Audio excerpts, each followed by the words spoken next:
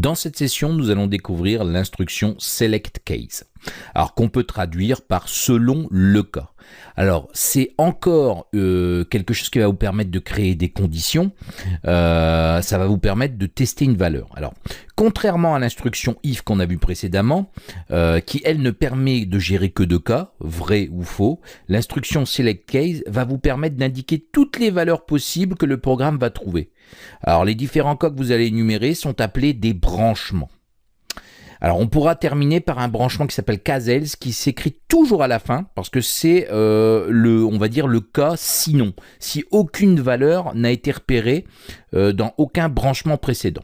Alors, on va voir maintenant comment coder avec donc select case.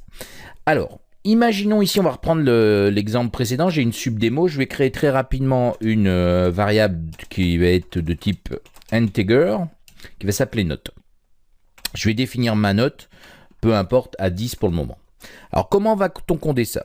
Tout simplement, on va écrire ici select case, selon les cas. Et là, on va mettre la variable qu'on doit tester. En l'occurrence, ici, c'est note. Alors, qu'est-ce que je vais faire? Je vais mettre le cas où, par exemple, ma note est égale à 10. Ça tombe bien. Donc, je vais mettre ici une message box et je vais écrire « Vous avez 10 sur 20, voilà, peu importe. L'idée ici est de vous montrer comment ça fonctionne. Donc, le cas suivant, 11. Et là, je vais pouvoir marquer, évidemment, vous avez, etc., etc., 11. Bon, là, ça n'a pas grand intérêt. Mais ce qui va être intéressant, là, je peux tester tous les cas que j'imagine. Je les sépare tout simplement, case 10, case 11, case 12, case 13. Et je vais pouvoir faire aussi un case else. Et ce case else, ça va être, en fait, ce que vous avez vu, c'est qu'ici, on va dire que c'est un autre cas. Voilà. Donc, vous allez voir que maintenant, si j'exécute ce code, évidemment, la portion de code qui va être exécutée, c'est celle qui se trouve entre case 10 et case 11, c'est-à-dire cette instruction ici. Donc, si j'exécute, on peut voir que j'ai une erreur de compilation. Bah oui, tout simplement parce que ici, comme les if et les end if, select case se termine par end select. Sinon, VBA vous râle dessus. Donc maintenant, ça va fonctionner. Donc on va voir que j'ai bien, vous avez 10 sur 20. Bah oui, évidemment, ici j'ai mis 10. Je vais mettre 11, donc je vais passer dans ce code-là. Vous avez 11 sur 20. Et ici, je vais mettre 12. Si j'exécute, je suis bien dans l'autre cas. Pourquoi? Parce que ici, j'ai le cas où note vaut 10, où note vaut 11, et ici, tous les autres cas, si je n'ai pas trouvé en fait de résultat dedans.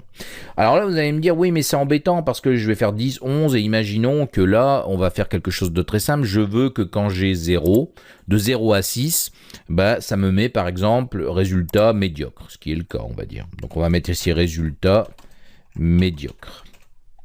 Alors, je vais faire case 1, case 0 comme ça. Non, évidemment, vous avez d'autres possibilités avec VBA. C'est faire ici case 0, tout. Et là, je vais mettre par exemple 5. C'est-à-dire que quand ma note va être entre 0 et 5, ça va m'afficher résultat médiocre. Alors, je vous le prouve tout de suite. Je vais mettre 1. Et si j'exécute, j'ai bien résultat médiocre. Si je mets ici 2, j'ai de nouveau résultat médiocre. Et ainsi de suite jusqu'à 5. Par contre, si je mets 6... évidemment, là, rien ne se passe. J'ai l'autre cas, c'est-à-dire que je n'ai pas de cas ici où il est égal à 6. Donc, on va pouvoir tout simplement utiliser select case comme ça. Regardez, case, et ici, je vais passer sur le nombre suivant. Donc, 6, on va mettre par exemple ici à 10.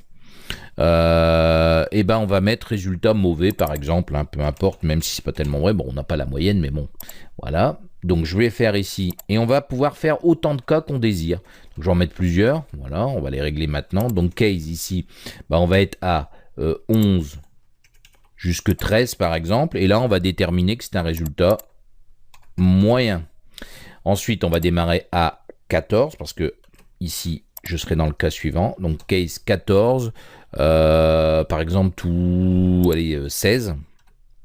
On va dire que c'est un résultat correct. Et on va terminer ici par le cas où j'ai 17 jusque 20, évidemment, qui est la note maximum. Là, qu'est-ce que je vais faire? Je vais écrire résultat excellent, évidemment. Voilà. Et je vais laisser ici autre cas. Regardez ce qui se passe maintenant. Imaginons que je mets 15. En toute logique, c'est cette portion ici, résultat correct, qui devrait être exécutée. Ce qui est exactement le cas. Si ici, je mets 10, on va retrouver ici dans mauvais résultat. mauvais résultat. Et évidemment, si maintenant je mets 30, bah, je suis dans un autre cas parce que je ne peux pas avoir de note, j'ai pas géré cette note. Alors ce qui est important de comprendre, c'est qu'ici j'utilise un integer et je fais case 0 to 5. Mais je pourrais très bien ici utiliser une variable de type string. Bon, ça n'a pas grand intérêt, mais je vais mettre ici un string. Pardon. Donc ça va être une chaîne de caractères et je vais dire ici que prénom est égal à Bill. Et je vais pouvoir faire ici un case au cas où c'est par exemple Bill, au cas où ici ce soit Luc, voilà, etc. Je vais pouvoir faire ça de la même manière avec une variable de type string, ce qui est important de comprendre, ce qui peut être très utile quand vous devez tester des choses. Donc évidemment ici, bah, je vais faire une simple message box avec Bill, et ici avec Luc par exemple. Ce qui me permettra de tester ici, qui m'affiche effectivement... alors, on a un autre cas. Pourquoi? Parce qu'ici, case Bill... Alors, tout simplement, ici, l'erreur, bah, ça me permet de vous parler de nouveau de ce que vous avez eu précédemment, c'est le mode explicite. Bah, j'ai ici utilisé une variable note qui n'existe plus. Je ne l'ai même pas initialisée. Bah, si j'étais en mode explicite, j'aurais une erreur ici. Donc, comprenez bien, vous voyez tout l'intérêt, alors que là, mon code ne mettait pas d'erreur parce que note, en fait, n'a pas été déclaré, mais en fait, il est vide. Donc, bah, ça passe dans autre cas automatiquement. Donc, ici, évidemment, mon select case, je dois faire sur la variable correspondante qui est prénom. Et là, elle est de type string et on peut voir que si je lance, j'ai bien Bill qui s'affiche. Si j'écris ici Luc, je vais bien avoir Luc qui s'affiche. Et si j'écris ici n'importe quoi et si je lance, ben je vais avoir autre cas, en toute logique.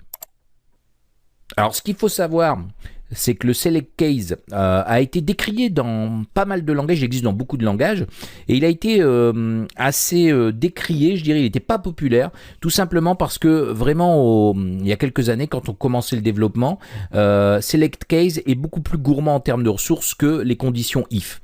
Donc il n'était pas très populaire, mais maintenant, avec la puissance qu'on a au niveau des machines, ça ne pose plus aucun souci, donc vous pouvez l'utiliser sans aucun complexe en tout cas. Voilà pour ce qui est des conditions qu'on va pouvoir tester avec l'instruction select case.